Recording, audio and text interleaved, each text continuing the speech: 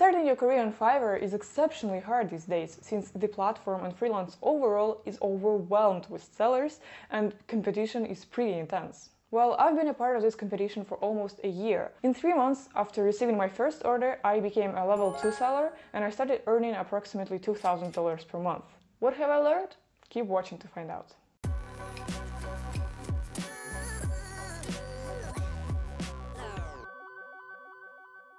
Hi, my name is Polina, and in this video I'm going to reveal the top 10 things that I've learned while working on Fiverr for almost a year. Hopefully these tips will help you to succeed on this platform. By the way, if you're interested in this topic, don't forget to like and subscribe to my channel. This is the most difficult and the most crucial thing at the same time. I'm sure all of you are aware of it, but I just wanted to make it clear from the very beginning. No reviews, no one places an order from you. And yeah, I know that it sounds like a vicious circle which you can never escape, and I suffered from this as well. In fact, all successful sellers on Fiverr suffered from it. So what I learned is that you really need to take time and work hard on a strategy to attract your first buyers. This could be an offer for a nice deal, for example, a very low price or some sort of a discount for a client. This could be your gig's thumbnail that really stands out from others. This could be a really professional and unique gig video, or anything else that you come up with. You should be really as creative as you can here. You just need to be ready for it, there is no other way, because you will have to spend really a lot of time on building reputation on this platform and on receiving a steady client stream. As I mentioned in my first point, getting first orders is super important and super hard. Let me share my experience so you can understand how much time and effort it really takes. First of all, for my strategy, I chose making a perfect and unique look for my gigs.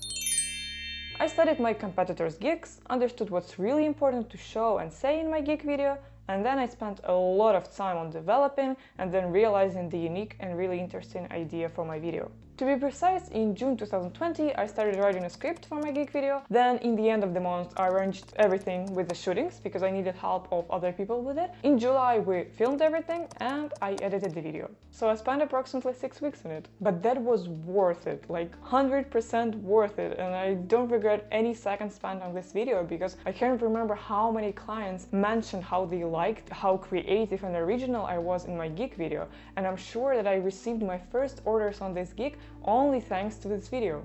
By the way, if you're curious to see how my gig video looks, you can go to my Fiverr profile now by using the link in the description. And if you would like to hear about this experience from me, let me know in the comments and I'll be happy to share it. Also, I think it's very important to share that I started working on my gigs in June 2020. I received my first order in the very beginning of August, and then I worked insanely hard for a very little paycheck for almost 2 months. What do I mean by working insanely hard?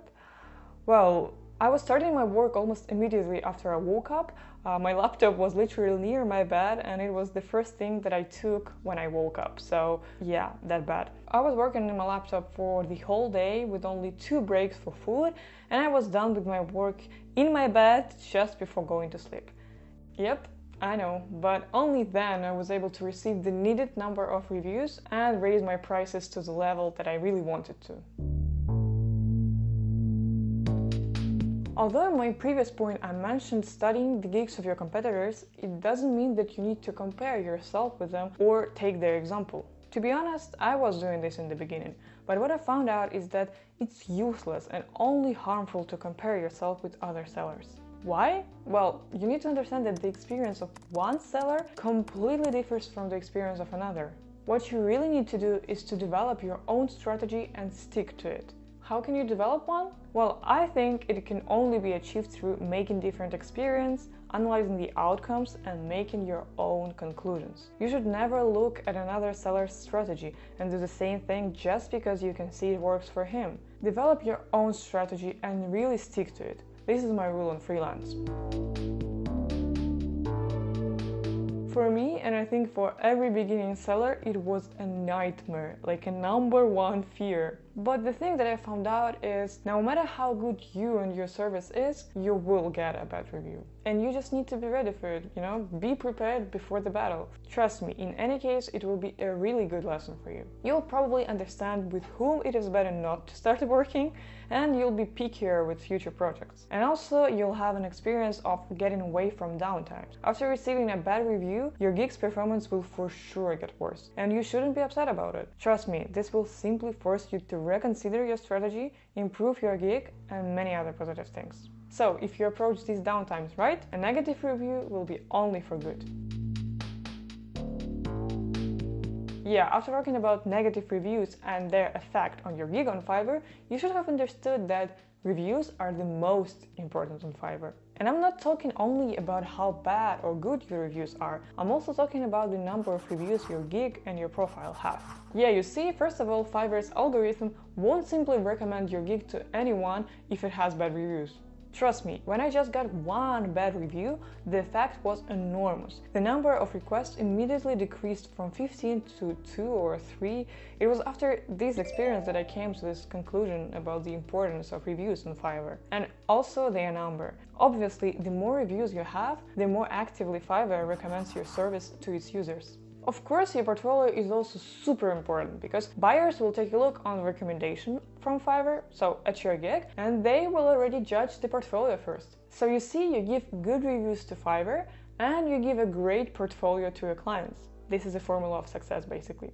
So that was it for today, guys. Today I shared only 5 things that I learned about Fiverr. I'll share the remaining 5 in the second part of this series, so please leave a comment if you would like to see it. Also, please let me know if you like the tips that I shared and which one of these 5 tips did you find the most useful. How long are you personally freelancing, or maybe when do you plan to start, and what tips would you give to the beginning sellers on Fiverr? I'd love to have a discussion with you about it, guys. If you like this type of content and would like to see more from me, please don't forget to like and subscribe and to hit the little bell so you can get notifications every time I post a new video. On this channel, I talk about my life and my interests as a media student, a freelancer and a video creator, all based in Amsterdam. So I hope to talk to you soon. Пока-пока!